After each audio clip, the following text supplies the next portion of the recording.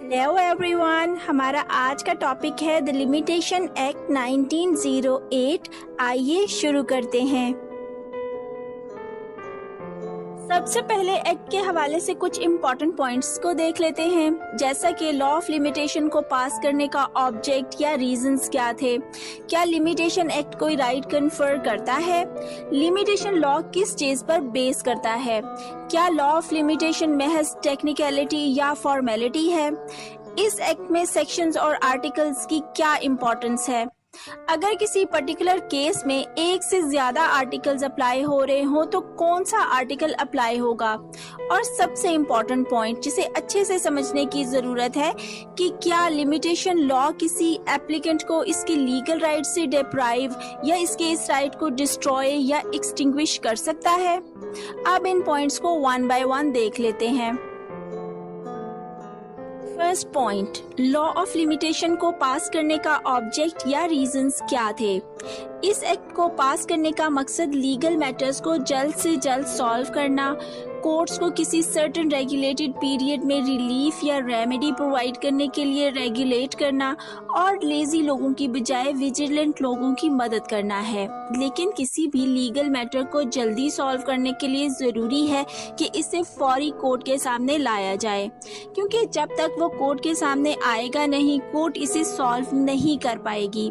सो जब ये मामला सामने आया कि जब कोई रॉन्ग डूअर किसी इंडिविजुअल का लीगल राइट वायलेट या इन्फ्रिंज करे तो इसे कितनी टाइम लिमिट में कोर्ट से रेमेडी हासिल करने की इजाजत होगी।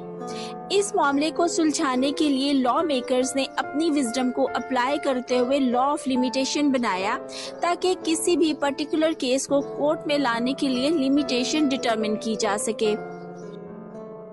सेकंड पॉइंट, क्या लिमिटेशन एक्ट कोई राइट कन्फर करता है?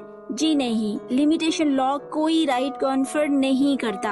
ये सिर्फ एक रेगुलेटरी इनेक्टमेंट है जिसका काम पार्टीज के राइट्स को रेगुलेट करना है।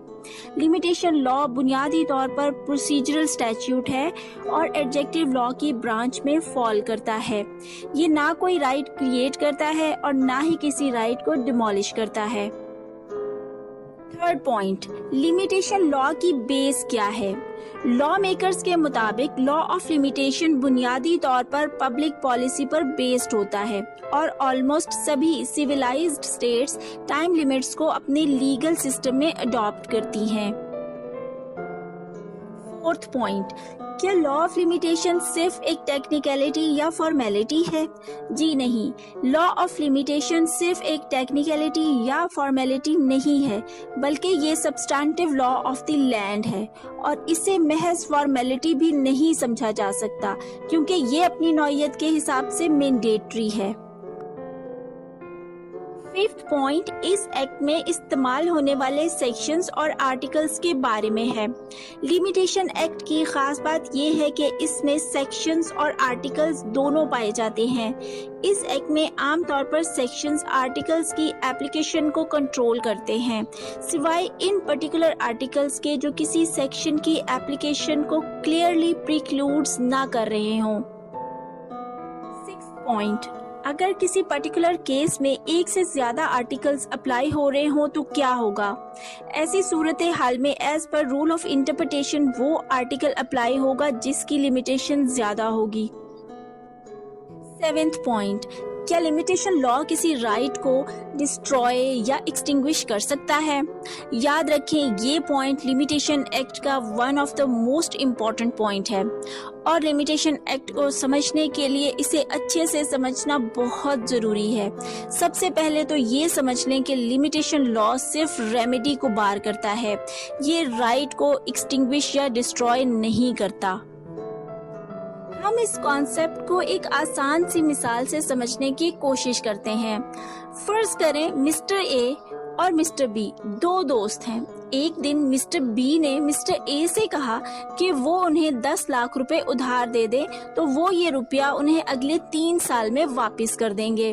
मिस्टर ए अमीर आदमी थे, उन्होंने कहा ठीक है भाई, ये लो 10 लाख रुपए और मजे करो। यहाँ इस बात को जहन में रखें कि मिस्टर ए ने मिस्टर बी को जिस दिन 3 साल के लिए 10 लाख रुपए उधार दिए वो 14 अगस्त 1994 का दिन था।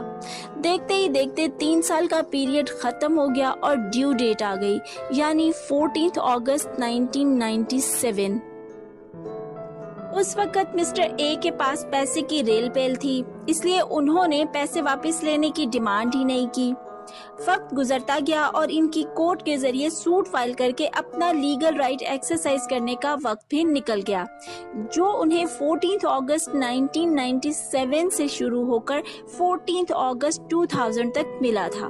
खैर, वक्त गुजरता रहा और फिर साल 2020 में लॉकडाउन के दौरान मिस्टर ए को पैसे की जरूरत पड़ी, तो उन्होंने मिस्टर बी से कहा, भाई मेरे हालात खराब हैं, मैंने तुमको काफी साल पहले पैसा दिया था, वो मुझे वापस कर दो।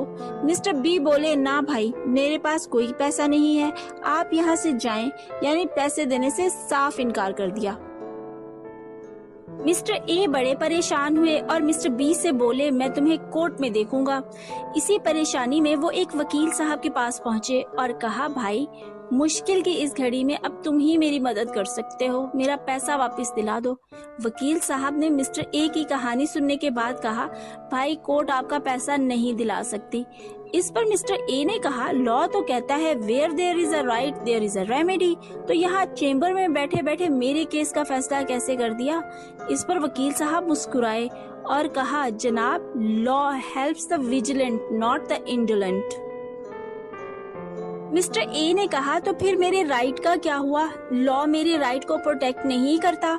इस पर वकील साहब ने मिस्टर ए को समझाते हुए बताया कि भाई आपका राइट मौजूद है, आप जाएं अपने दोस्त मिस्टर ए के पास और इनसे कहें कि वो आपको आपका पैसा वापस दे दें। अगर वो आला ज़र्फ़ी का मुजाहरा करते हुए आपको पैसा वापस दे दें या आप किसी और तरीके से पैसे वसूल कर लें जो इल्लीगल ना हो, तो कोर्ट आपको वो पैसा वसूल करने से नहीं रोकेगी, क्योंकि ये आपका राइट है।